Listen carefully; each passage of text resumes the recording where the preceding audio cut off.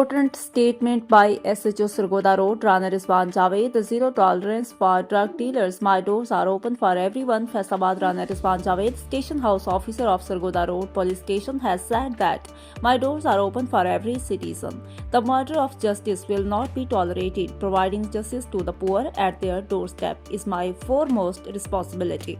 The General Secretary of the Christian Journalists Association and CEO of a TV channel, Dr. Salamat were also present. Speaking further, SHO Rana Rizwan Javed stated that the Chief Minister of Punjab, the Inspector General of Punjab Police, the Regional Police Officer Faisalabad and the City Police Officer Faisalabad have issued clear instructions to strictly implement the zero tolerance policy against drugs.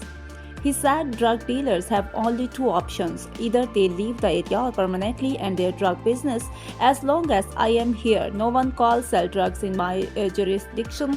Making Punjab free from drugs is the top priority of the police. He appealed to the public to provide information to the police so that effective action can continue against drug dealers and this menace can be eliminated from society.